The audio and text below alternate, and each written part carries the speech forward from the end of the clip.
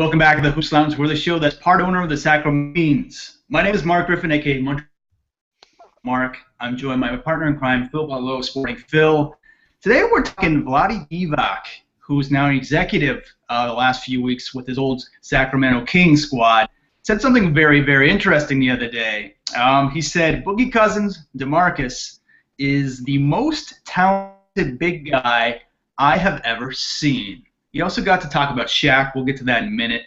Phil, what are your thoughts on Vlade, who I respect like crazy? If you've ever seen the movie Once Brothers, he's one of the most compassionate, one of the most intellectual basketball players I've ever seen. My jaw is dropping at what he's saying. What do you think about this? Well, listen, he's obviously being a bit of a homer, working for the franchise, but at the same point, he was an offensive center, right? And so is Boogie. I mean, if you look at Boogie's numbers this year, he's putting up 23.7 points, 12.3 rebounds, 1.6 blocks, and was it about about a steal and a half. We'll get to those numbers. But if you look at those overall numbers on the offensive end, and you look at his ability to lead the break, his ability to have that outside jumper, and being a low post destructive force, he, of course, he's going to say, I actually agree with him in terms of overall talent, in terms of an offensive skill set. He is one of the best big men in the league, and I don't think there's any argument with that. You could talk about the defensive side of the ball, but that was never Vlade's, forte. And let's not forget, they both love to pass the rock. Well, for me, I mean, when you say most talented, that means everything combined, and I got to witness some miraculous piece of beauty in seeing Anthony Davis, Boogie Cousins, and Andre Drummond go at it at Team USA practice this summer in Spain. I mean, everyone there was just like, oh my God. And it was it's undeniable that Anthony Davis is the best man on the planet right now. And not to put down Boogie at all, because I think it's kind of in a kind of way 1A and 1B, but he's very much the 1A. And Boogie, the issue that's always going to, I guess, snide him or whatever you want to say, attitude. He's a ticking time bomb. He's a bit of a volcano, and you never know when that's going to erupt. Anthony Davis, you don't have those issues at all. I think this is something that's always going to kind of, I guess, fault Boogie's persona as a top-notch player. No, I completely agree. And if I was to start a franchise, I would choose Anthony Davis over Boogie Cousins. This is not a question. But when you look at how they produce points, Anthony Davis has a nice outside jumper. He has very good handles for his size, but he lacks the strength and I feel long-term durability. On the defensive side of the ball, absolutely. Any day I'll take Anthony Davis. There is no question. But Boogie Cousins' ability to slow it down and score in the low post, I think come playoff time, that if they manage to make it one of these years, is going to be the determining factor. I think he's going to have that Shaq-like kind of aura of this unstoppable force. He's only scratching the surface of his potential. And like I was saying before, his ability to lead the break, his ability to pass out of double teams, and punish people inside. He's a wide-bodied, long arm. He had something like a 9.5 standing reach, which means to touch the rim, he only needs to jump 5 inches. So you can see how easy it is, even at his weight. He's one of these guys that's one of the biggest and strongest guys in the league, but is incredibly nimble. So I think your point made a lot of sense before. 1A, 1B. No one's going to argue that Anthony Davis is not, the future of the NBA. But when we look at pure talent, I look at those little spins, I look at the hands, I look at the feet, and I feel offensively he's more developed than Anthony Davis. I think Anthony Davis' overall game's more, but when you look at the offensive side of the ball and his ability to rebound, Boogie Cousins stands toe-to-toe, if not a few centimeters ahead of Anthony Davis in that regard.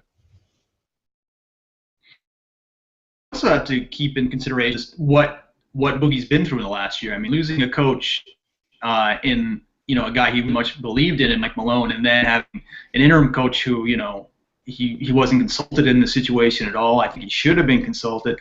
And finally, you bring in George Karl. George Karl, he's got that pedigree as one of those great coaches in NBA history, really. And I think he's got himself a muse in Boogie. Someone he can bring to the next level. So that's what I'm hoping to see over the next 5 to 10 years. You know, him and talking about it, Andre Drummond, you know, Rudy Gobert, all these young guys in Orlando. I mean, you know, this is the new generation of the bigs, and these guys, like I said, 1A and 1B.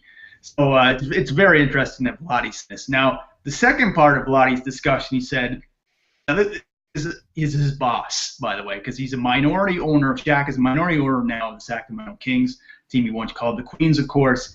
Shaq, this is a direct quote from Vlade, Shaq wasn't talented. He was just strong. What are your thoughts on that one? I think what was interesting watching before a segment, endless highlights of DeMarcus Cousins, was his ability. Well, his ability, but he has a basic ability to push. Like, I look at those young Orlando days, Shaquille O'Neal, and I look at him running the floor, and it kind of was eerily reminiscent. I think Shaquille O'Neal was a much more athletic big than DeMarcus Cousins is, but I will give it to him. I think DeMarcus, talent-wise, is above. Shaquille O'Neal knew how to, you know, best his skills and use it to his full advantage, and he did, to become one of the most dominant players this game has ever seen.